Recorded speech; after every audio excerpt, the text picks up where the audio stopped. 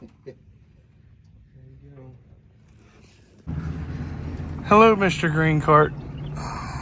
Come on, Santa Claus. Alright, so we are back in business. It is 5:13.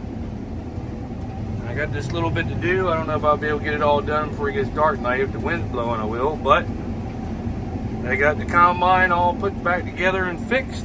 And I am cutting now. And she seems to be doing pretty daggone good. Beans are still doing good. For wheat beans especially. Her power is definitely more power. So I'm very happy with that. She doesn't go up in the red when I push her. She holds it. You can tell she has a lot more power now than what she did. So tickled about that. It wasn't cheap, but it's fixed right. Finally fixed right. Thank the Lord. Pretty beans too. Really good beans. Very happy.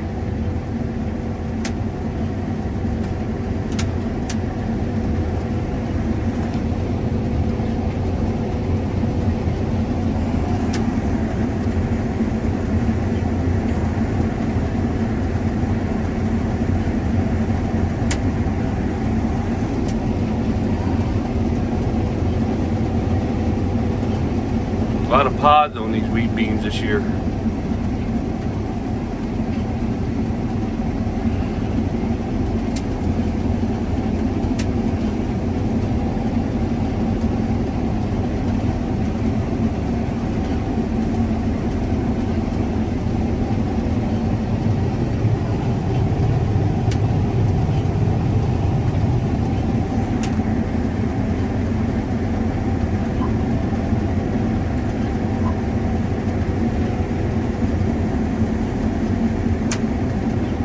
I want to say thank you to Miss Sherry, Cheeto, and Shane at the East New Market store. I mean, ever since we switched to them, I mean, it's just stuff really getting fixed right, and they're taking the time to actually go over and show me things as long as I've been running the combine that I never knew about, and helping me adjust stuff on my own instead of having to call them or whatever, you know. And I really appreciate it. East New Market store, Landed Tractor, thank you. And if anybody in the area wants good mechanics, definitely go to them, because they do come down this far and do it. You've got to pay a little bit more for the travel, but trust me, it is definitely worth them working on your equipment. I can't say nothing but good things about them. So thank you. And try to get this knocked out, and definitely get this farm done tonight, drop the head, move somewhere else tomorrow. So we'll see. Good morning. I am taking the load I cut last night over to Purdue. Well, I'm actually here waiting for the truck in front of me on the dump 4. They have changed everything up. I was in here 2 or 3 weeks ago. Of course, my brother in Bowling has been hauling loads, so I haven't. I went past the first stop. Now you got to stop and scan and tell them, and then pull up probe and pull up again and stop, and then pull up to the scale and stop, and then pull back here and stop. It's like you're going through a small freaking town with 5 stoplights. Oh my God. They act like they're making it better, but they've actually made it worse. I've never stopped so many damn times in my life. It's just ridiculous. But get ready to pull up. Get ready to start cutting again. It's the last place I got to cut at the home farm, and then we're going to drop the head and move across the highway. We got a bunch of beans over there, so get this knocked out, and then we'll be rolling over there. I'm not sure if they're all quite ready. I know 50 acres is, but I don't know if the rest of it is, so we'll see. Cut this last backfield. It did be moving. These are more Agrigold 4.3 beans, and they're doing pretty good.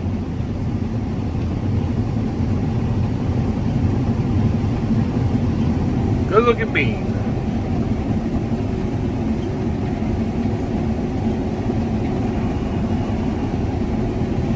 No loss on the thing. I got her set great. Got her fixed. Her temperature is staying way down, and her power level is down. She's not hardly using any power now.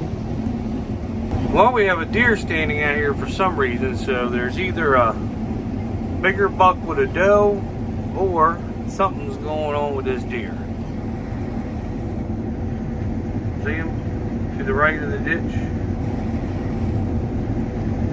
So let's see what's going on. There's either a big buck with a doe because the rut's starting around here, or that deer definitely has issues. No other reason for him to be out in the middle of the field in the daytime. He was standing out here earlier when we brought the trucks over. So we'll see if we jump another deer up or what's going on. I hope there's a hammer laying somewhere. I can see him. I don't see no rack sticking up.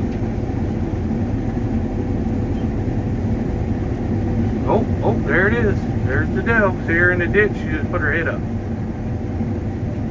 Yep. That's what it is. That's a little spike buck. And there's a doe laying in the ditch right there. She's getting ready to jump up. There you go. He's been waiting on that poor helpless doe this whole time. That's a little buck. I'm surprised that she must be getting close to getting ready.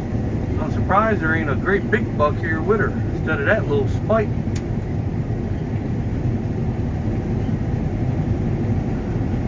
You gonna dog her? Get her, boy, get her! Get her! She ain't got a chance. Look at him. He's like, you ain't going nowhere, girl. She's like, please let me go, please. I'm sorry.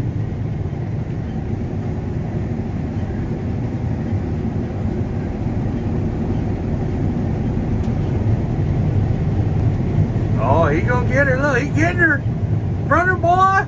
Run her. She ain't getting away from him. That's his woman. He took her over the other beans. I'll run them out of there later. So I started a new farm. I got beans here, all over there on the other side of the wheat, and then a 100-acre field back there on the other side of that wheat. But they're doing all right. It's a little bit sandier ground here, but they're still wheat beans, so that right there is not too shabby for wheat beans.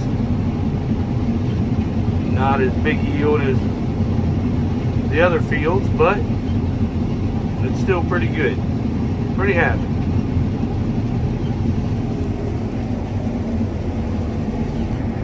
He's still raw dogging her.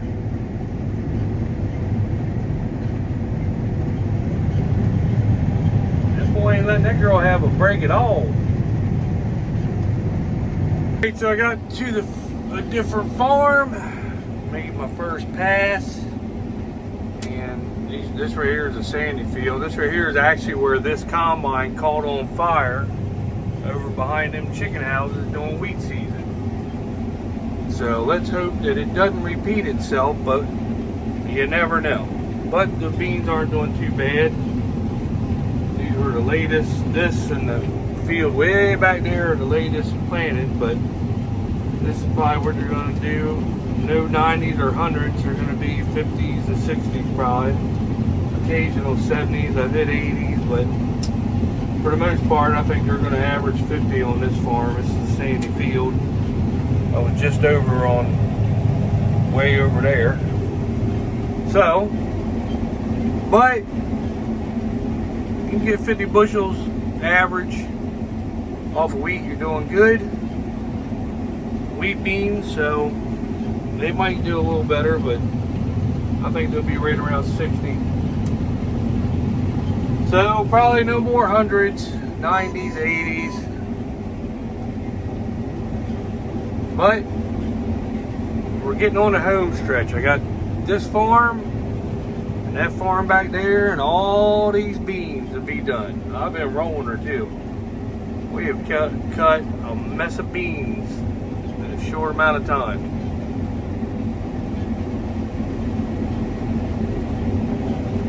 Hey, good morning. Blowing the combine off. Should have done it last night, but it was dark when I got done. I don't know why I don't do that, because then I get covered up all day, but I'll show you what we did. So on the combine, we put this in new, this aftercooler. It had a hole in it somewhere right in here. So I was losing my boost and my power, and she was actually running warm. So the problem we had was 2 or 3 times before we got John Deere out here to fix this thing. Well, they didn't shim it right either time. There's shims that go inside of here on both sides. So as it was coming around, it was steady hitting this thing right here. Well, our old mechanic is like, well, that's good enough. Well, it's not good enough because it actually wore a hole in it and cost us, between this and the work, it's probably going to be about $6,000 just to put this little section in here. So our new guy put it in. He actually put all the shims in that was supposed to be in here, and look at the clearance nail that it has all the way around. And the other one was wobbly. I mean, really wobbly. This thing right here never touches it one time. He actually moved it away like it's supposed to be. And it even shows it in the book that you got to shim it. Well, it was never shimmed right. So, needless to say, we spent thousands of dollars 2 or 3 times on it, never had it fixed. Then we had to spend several $1,000s to get it fixed once again. And it's just freaking irritating. Because I know that Atlantic Tractor watches my videos. They should reimburse us or give us a credit for all the other times, not just counting this combine, but the tractors and everything else we've had worked on that was never done right, and we've had to spend tens of thousands of dollars more now. And I know we were getting overcharged on our hours, getting lied to on our hours, and they still haven't done anything about it. We got everything fixed now. This was the last piece of the puzzle with our new mechanic. We probably spent 20 grand getting everything fixed the way it's supposed to be fixed, but everything's fixed the way it's supposed to be fixed. Even with the header, that's so irritating the way it was done with our old mechanic versus our new mechanics. It's just very irritating that Deere has never reached out to us to see what they can do to make this right. That just shows you Atlantic Tractor, what they are and how much they really care. They don't care as long as they get that money. They haven't done one thing about it. So, but it is what it is. We finally got every piece of equipment with our new mechanics fixed after we paid 2 or 3 times each tractor. This combine, everything's finally fixed. Everything works like it's supposed to. They're a lot more informative when they tell you how things are and show you things. I mean, it's just night and day. So I can't thank Sherry and East New Market enough for everything they did. I got the air compressor running. I don't know if you can hear me or not, but Cheeto, Steve, Shane, all you guys, thank you for everything you've done. Certainly appreciate it. Before with that hole in the aftercooler, it was making her use tons of power. Her power bar was always right on the verge because she wasn't getting that boost, and the turbo was overworking herself is what they told me, and that was actually causing the motor to go up in heat.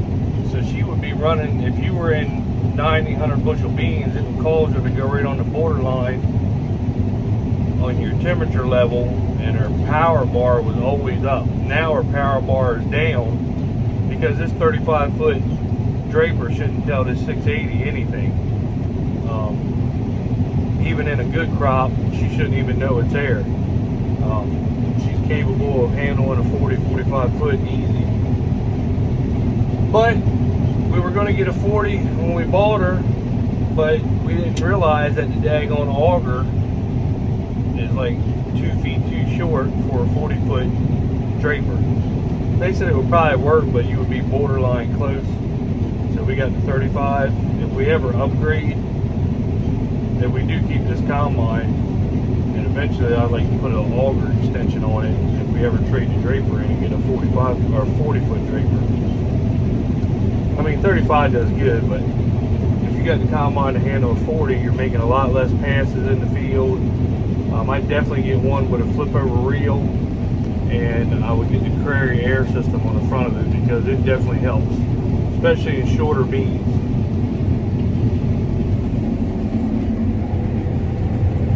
But that'll be a while, I'm sure, down the road.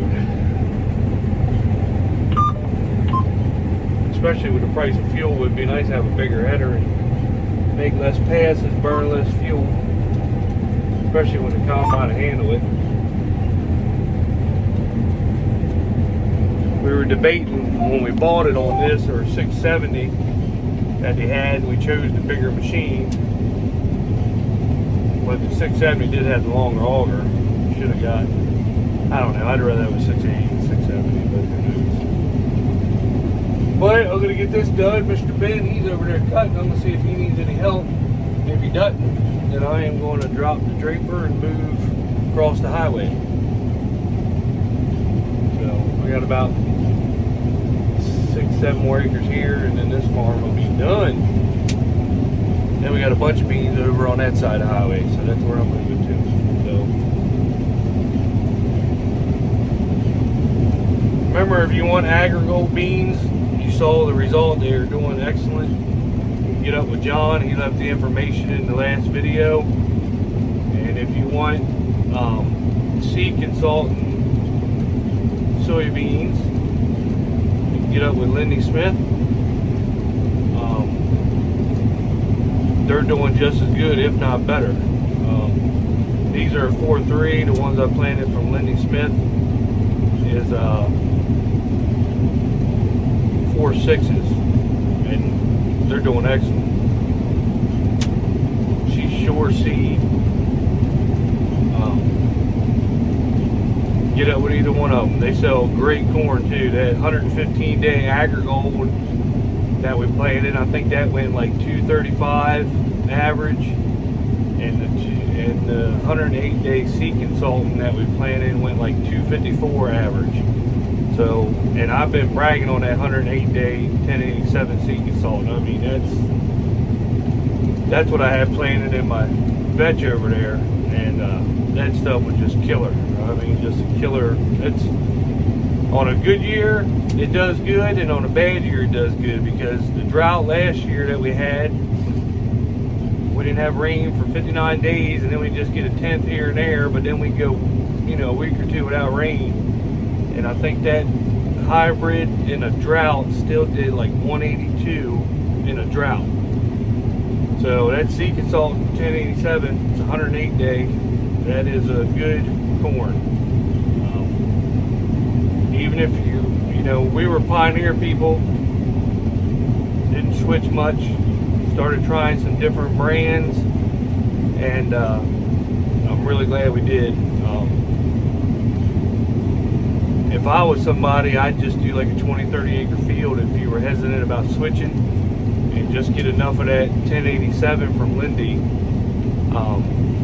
and try that. I would just try it, and I guarantee you're going to be impressed. She's easy to get up with. She's the service manager at Atlantic Tractor, and I'm sure that she would talk to anybody about anything, because it is definitely, and they got some other good numbers. I tried 107 day, that was good. 110 day, that was good. And I seen where her brother, if you want an earlier variety, it just pushes that number is nothing to it. I don't think so. I mean, it just blows me away how good that corn is. And like I said, John's Agrigold, the only thing I planted with him this year, the beans were excellent. We planted a 4.4, a 4.3, and a 4.6, all good beans. This 115-day corn was really good corn. If you want a longer season corn, it was about the same. I mean, it did a good job too. So everything did good this year. But I know on a bad year that the 108-day Seed Consultant is a good number. And on a good year, it's a great number. But you never know if you're going to get rain. If you got irrigation, it'd be a no-brainer to plant it. But if you don't have irrigation, you don't get rain, it still produces the numbers that you want. So, alright, I guess that's all. I got moved over to the last field on the last farm of soybeans for 2023. It's a big 90-some acre field. I've cut, I'll show you, cut that much of it. It looks like a lot, but it's not. There's a whole big front section that's pretty good ground. This section right here that I cut is kind of crappy. You can see how thin the beans are. Probably did about 25, 30 bushels is what it's doing. And then when you get about, well, probably after this pass, you can see there's a little sand hill right there, but that's all sand hill. That's the worst sand hill we got. If we had irrigation on this field, it would really help out. But it gets really good ground back here. There is a lot of deer damage on this farm. I mean, it sits pretty far back, but it's part of the bigger farm out front, so you got to farm it. But the beans ain't doing bad. I mean, it just ain't going to be no, you know, major yield. So, but it is what it is. I was watching Brian Brown on YouTube, and they're demoing that Claas combine, which Claas looks like they make a pretty good combine now. But he couldn't help but tell people how much it cost. They were going to buy it. It looked like, for as much as it costs, you would think that it looks like it has a Walmart ladder that takes you up the back of it. It's crazy. But it looks like it's a decent combine, I guess. I don't know. But all they seemed to be worried about was if it could do 6,000 bushels an hour. I want to do 6,000 bushels an hour and fly. You know, he kept talking about cutting corn at 6 miles an hour. You know, if you're cutting corn at 6 miles an hour, you got to have your header speed pretty quick. Like, I got a 5-speed on this one. I cut corn all this year on the number 1 setting, the lowest setting, because that's the, I was running about 3.5 miles an hour. Limited butt shelling. It's not so violent. If you're running 6 miles an hour, you got to have that header speed cranked up, so you're not just pushing corn over, but it's pulling it in as you're going that fast. And I don't even care if you're cutting 24% moisture. When you have your header speeded up that much, it's still going to butt shell because it's so violent pulling it through it, you know. But I didn't hear one time, you know, everybody, you know, especially him. I talked to Master Pipe Layer and my buddies on YouTube, and, you know, I want to cut 6,000 bushels an hour, blah, blah, blah, blah, blah. But not one time during the whole video did I hear, does the combine do a good job? You know, what kind of job does it do? And then especially, what kind of job does it do when you're trying to cut 6,000 bushels an hour?